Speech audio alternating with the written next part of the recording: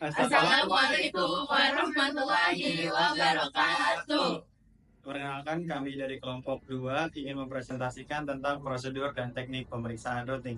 Yang pertama, izinkan kami untuk perkenalkan kelompok kami. Saya Fajar Handika dengan NIM 12 24 16 0107 dan teman saya Putri Amalia Ramadhani dengan NIM 1224 16 0102 dan teman Saya Lala Hanisa dengan NIM 1224 164 Saya Marsyanda Nara Muslia dengan NIM 12 241 60068. Baik, sekian perkenalan dari kami. Selanjutnya kita masuk ke materi. Yang pertama ada routing. Routing merupakan proses penentu jalur terbaik atau best path untuk mencapai suatu tujuan network. Routing juga dapat berarti proses memindahkan suatu paket data dari host pengirim ke host tujuan, di mana host pengirim dan host tujuan tidak berada dalam satu network. Teknik routing dibagi menjadi dua, yaitu routing statis dan juga routing dinamis. Selanjutnya, routing statis. Routing statis merupakan sebuah teknik routing yang dilakukan dengan memasukkan entry router ke network tujuan atau remote network ke dalam tabel routing secara manual oleh administrator jaringan. Jadi routing statis ini dilakukannya secara manual oleh administratornya. Ciri-ciri routing statis terbagi menjadi 4. Yang pertama, jalur spesifik ditentukan oleh admin jaringan. Yang kedua, pengisian tabel routing dilakukan secara manual oleh admin jaringan. Yang ketiga, biasanya digunakan untuk jaringan berskala kecil. Dan yang keempat, rute tidak dirubah kecuali jika dirubah secara manual oleh administrator. Macam-macam routing statis. Macam-macam routing statis terbagi menjadi 4. Yang pertama, next hop routing, yaitu menentukan IP address dari router berikutnya atau next hop. Yang kedua, directly connected atau exit interface, menyebutkan interface tujuan langsung lebih cepat karena tidak perlu lookup ARP. Yang ketiga, default route atau gateway of last resort, yaitu rute cadangan untuk semua tujuan, digunakan untuk semua trafik ke jaringan yang tidak dikenal. Dan yang terakhir yaitu floating static route atau route stats, cadangan yang hanya diaktifkan jika rute utama gagal, menggunakan administrative distance yang lebih tinggi. Selanjutnya ada pemeriksaan routing statis. Terdapat dua macam. Yang pertama ada ping dan trace route, dan yang kedua ada protokol ICMP. Pertama, menjelaskan tentang ping dan trace route dulu. Ping merupakan menguji konektivitas antara host dan router menggunakan ICMP, echo request, dan echo reply. Selanjutnya, trace route merupakan menelusuri jalur paket melalui jaringan, mengidentifikasi setiap hop, dan mendeteksi titik kegagalan. Yang kedua, ada protokol ICMP. Terbagi menjadi 3. Yang pertama ada destination unreachable, yang kedua ada time exit, yang ketiga ada redirect. Destination unreachable merupakan menunjukkan bahwa paket tidak dapat mencapai tujuan. Time exit, waktu pengiriman paket habis sebelum mencapai tujuan. Redirect, router menginformasikan adanya rute yang lebih baik untuk mencapai tujuan. Selanjutnya ada permasalahan umum, routing statis, dan solusinya. Ada masalah pada host dan masalah pada router. Pertama, masalah pada host. Langkah-langkahnya, periksa kemampuan host mengirim paket ke subnetnya sendiri. Kemudian, verifikasi pengaturan default gateway pada host. Selanjutnya, lakukan ping dari host ke default gateway dan sebaliknya.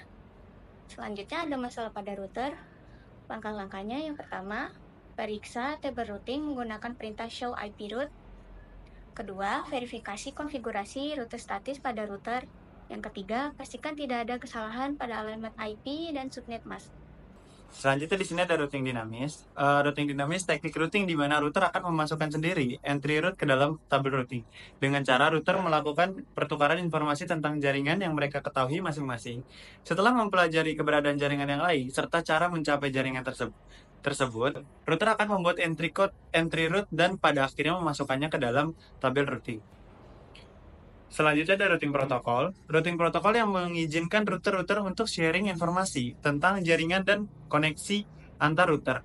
Protokol ini yang digunakan pada routing dinamis. Routing dinamis protokol terbagi atas 3 kategori, yaitu yang pertama ada distance vector, yang kedua ada link state, dan yang ketiga ada hybrid. Selanjutnya pemeriksaan routing. Routing dinamis memungkinkan router membangun dan memperbarui tabel routing secara otomatis berdasarkan informasi dari router lain. Pemeriksaan konfigurasi dilakukan untuk memastikan protokol routing berjalan dengan benar. Terdapat 4 pemeriksaan routing dinamis, yaitu yang pertama ada RIP atau Routing Information Protocol. Beberapa perintah yang digunakan pada RIP adalah show IP route, show IP protocols, show IP RIP database, dan debug IP RIP. Yang kedua ada OSPF atau Open Shortest Path First. Perintah yang digunakan pada saat routing OSPF show IP adalah show IP OSPF, show IP OSPF database, show IP OSPF interface, show IP OSPF network, dan juga show IP protocols. Yang ketiga ada BGP atau Boarded Gateway Protocol. Perintah yang digunakan untuk routing yaitu show IP BGP, show IP BGP networks, serta show IP BGP summary. Yang keempat ada EIGRP atau Enhanced Interior Gateway Routing Protocol. Perintah yang dapat digunakan pada routing ini adalah show IP route, show IP route EIGRP, show IP EIGRP networks, show IP EIGRP topologi. Kemudian selanjutnya ada teknik konfigurasi ulang routing dinamis. Yang pertama, identifikasi permasalahan.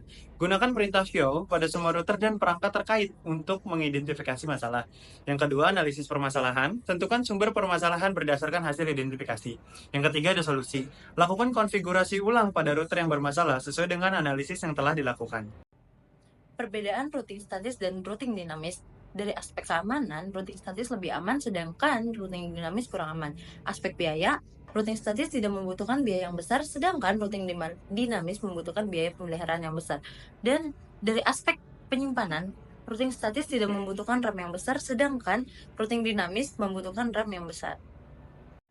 Dalam aspek skalabilitas, routing statis cocok untuk jaringan skala kecil, sedangkan routing dinamis cocok untuk jaringan skala besar. Dalam aspek fleksibilitas, routing statis konfigurasinya secara manual dan kurang efektif, sedangkan routing dinamis konfigurasinya serba otomatis dan lebih efektif. Dalam aspek kemudahan, routing statis harus dilakukan manual dan satu kerusakan berdampak ke semuanya. Sedangkan routing dinamis serba otomatis dan satu kerusakan tidak mempengaruhi lainnya. Baik, kemudian di sini ada kesimpulan. Routing memastikan data sampai ke tujuan dengan memilih jalur terbaik.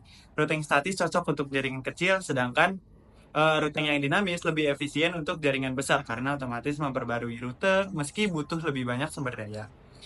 Pemeriksaan routing penting dilakukan untuk menjaga konektivitas dan mendeteksi gangguan sejak dini. Ya. Baik, sekian penjelasan dari kelompok kami tentang prosedur dan teknik pemeriksaan routing. Kami dari kelompok 2, kami sebut diri, kurang lebihnya mohon maaf. Wassalamualaikum warahmatullahi wabarakatuh.